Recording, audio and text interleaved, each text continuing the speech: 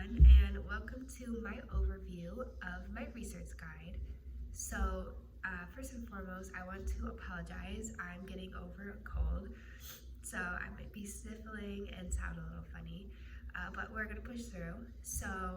My topic of my research guide is the Holocaust, and I chose this topic because in my unit plan right now for my school in which I am interning at, we are covering the Holocaust, and I've actually got to teach some lessons to the kids and have some really great discussion and see how to implement real and traumatic events into the classroom in a way that kids can easily take in the information and be able to interpret it in a way that is safe and supportive for everybody. So right now I want to go over quickly just a short overview of the 5 texts that I picked out, and some of these might even be familiar. I did cover most of these in my school journey. So the first one that I wanted to cover is Night by Elie Wiesel, and we are actually reading this book in my school right now at John Marshall High School. So just a short overview. This is a 1960 memoir where Elie Wiesel recounts the real events of him and his father being taken to Auschwitz and Buchenwald, excuse me if I pronounced that wrong, during the Holocaust. He struggles to keep his unwavering faith where many other Jews lost their hope and faith. His father died during the war, but Elie Wiesel survives but struggles with his identity from the trauma he has endured during his imprisonment in the camps. And there's actually a lesson plan that I will talk about later that ties into identity and trauma. But first, the next book we will be covering is Maus by Art Spiegelman. And this is a graphic novel, and it is a framed story that shows Art Spiegelman's interview with his father, Vladek Spiegelman, about the events and trauma that happened in his experience in the Holocaust. Within this framed story, there are flashbacks of Vladek Spiegelman as a Jewish person in the 1935 and follows his journey throughout World War II. Art Spiegelman has lasting impact from his father as the son of a concentration camp survivor through finance and food trauma. The next book we have here is The Boy in the Striped Pajamas, and this is by John Boyne. And this is a novel about Bruno, who is a 9-year-old boy who grows up under his father, who is a Nazi. When he moves to Auschwitz, he witnessed the prisoners of the concentration camps, and he met Shmuel. He hears about his experiences as a Jew and begins to understand the tragic events of the Holocaust. The next book is a very popular book, The Diary of a Young Girl by Anne Frank. And this is a diary that Anne Frank kept while hiding from the Nazis in the attic for 2 years during the Holocaust. This diary starts on her 13th birthday, where the writing starts like any other young girl's diary, but quickly turns into a piece of world history. The diary is filled with feelings of isolation and loneliness, and has relationships with mostly adults during these times of hiding that did not help or support her feelings of loneliness or isolation. And the last book we have here is I Have Lived 1,000 Years, Growing Up in the Holocaust by Livia Bitten Jackson. This is a memoir of a 13-year-old girl who survived the concentration death camps during the Holocaust. In 1943, Bitten Jackson and her family were gathered into the ghetto and moved to a labor camp not long after. She had to surrender all her belongings to be burned and was transferred to Auschwitz. And then she was transferred to Plazow to work in the fields and to witness mass execution. And then again to be transferred back to Auschwitz. And she tells her survivor tale of her journey through the concentration camps and the hardships her and her loved ones all had to go through and witness. So those are the 5 books I chose. And I chose these books because I've seen a lot of them being implemented in high schools. And I think it's really important to have real stories and to have these memoirs available to kids so they see that these are real people with real stories and that there is not a work of fiction, that they can really step into a work. A lot of these people were their age, they were 13 or 15 going through this, so having the students being able to have the mindset of they were my age and they were just like me with a different belief or maybe in a different location can really impact their understanding and perception of the work of art and the Holocaust in general. So if you want to see or look more at any of these, you can look at my resource guide. There are links to Amazon for all of these books. Moving forward, just a couple more key points. I wanted to go over my lesson plans. So the first lesson plan is a lesson plan I actually planned and taught in the School of John Marshall, and it was a discussion on identity and trauma and how trauma can affect identity. And this was a pre-reading assignment that I wanted to offer to the students that would impact their reading going into Night by Elie Wiesel. Knowing how trauma can impact identity can help them understand Elie Wiesel's journey better and how he was influenced by everything that happened on an emotional level, but also on a more scientific level in the brain. And that lesson went really well in the school, and the kids got a lot out of it.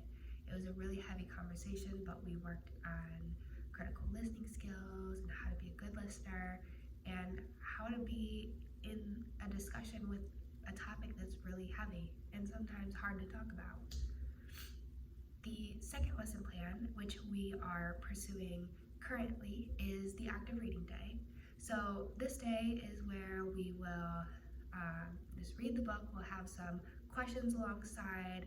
The teacher will be reading the book, then we'll take a pause, and then we'll do popcorn for the students to get the audio and the visual and to be able to follow along with a physical hard copy of the questions. And we'll take pauses and talk as needed if there's any confusion or if there's just a long stretch of reading. We can take a pause and review what we just read. In the third lesson plan I have, this is a gallery walk and a genius hour questions. So the gallery walk is where the teacher will print out scenes from the book or write out scenes and we'll post it on the wall, and we'll have another piece of paper of presentation paper.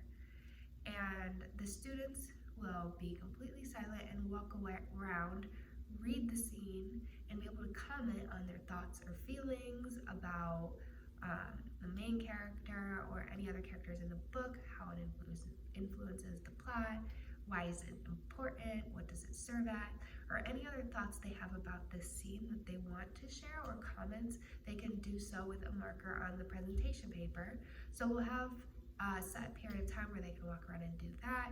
And then in the next time section, they'll walk around and read all the comments that other students wrote, and then we'll have a time to talk about it. And then in the following Genius Hour, this is when we really dive into questions that we have, so we can make a Google Doc and everyone can write questions on the Google Doc. They can see them and we can be creative in different ways of how we can try answering them. We can use equity sticks, we can have discussion, elbow partners, small groups, or we could just have open answer. So those are the 3 lesson plans I have. They're all detailed out in the EdTPA template. So if you want to look in any more detail about any of those lesson plans, please refer back to the research guide. Moving on, just some sources that I found that was really helpful. We have the United States Holocaust Memorial Museum website. This has a lot of information. We actually on Monday watched a video from this site. It was a 48-minute video and it's just informational. So a lot of the times some kids know about the Holocaust, but other times some kids don't know anything about the Holocaust. So before we jump into the novel and the story about Elie Wiesel and his personal experience in his memoir, we want to make sure the students know an overview of what the Holocaust was, so they're not going into the story blindly. So that has a lot of great information, pictures, stories on that website. But another website I also found was holocaustsurvivors.org, and there's actually pictures and names and people. And one thing I really liked about this source was their main slogan is that history is not just the events that happened, but it's the people, it's the human beings. So we don't want to just stay at the Holocaust was this tragic time, but really focus in on those were real lives and who were they, because those are important too. So they have just a few selected people with their names. It goes into detail about their age, their occupation, the roles that they had in their life. And I think that would be a really cool activity to do, where each person gets a person and gets to present their person, or do some activity where we group them up and split them around, just so the students really grasp the idea that these were real people going through this situation, the tragic events that happened in the Holocaust, and to relate to that idea and not just brush it over in the mind of this is something that was in history, but truly that's something that affected people and their kids and their grandkids, and that continues to yield survivors. Alongside with that, some other strategies for instruction. One that I thought of was a collage wall. So everyone in the room would get a post-it, and they would write a fact about the Holocaust, and we'll post it on the wall. And at the end, we would go and we would review the wall of facts or things that we learned, or things that even people have questions on, just to get the wheels turning. I've done this at John Marshall before, and it is really a benefit for participation, I've found. So that's something that I would implement. Another form of assessment is a beach ball activity. So I've done this before with icebreakers, where you write questions on it. That might be a familiar activity to do in the classroom, but what I actually thought of was, how do we make questions that aren't so simple? How can we do longer questions that aren't in depth about the Holocaust in a small beach ball? So I thought of an idea of putting numbers on the beach ball. You could do 1 through 4, and then the teacher will have a list of questions in 4 different parts, and the numbers will represent different questions. So we'll have true and false, we'll have multiple choice, we'll have extended response. We could have which one of these statements is true, or which one of these statements is false. And under each question category, you'll have a list of questions. So the students will throw the beach ball around, and whatever their hand or their right thumb lands on, if they have a number 2, we can go to multiple choice questions and ask them one of the questions and just mark it off as you go. That's a fun interactive assessment to see what the students are comprehending from the memoir or whatever reading activity that you choose to do. So that's an overview of my research guide. Again, if you have any questions, please refer back to the research guide, or reach out to me with any questions that you have. And that wraps it up. So thank you so much for listening.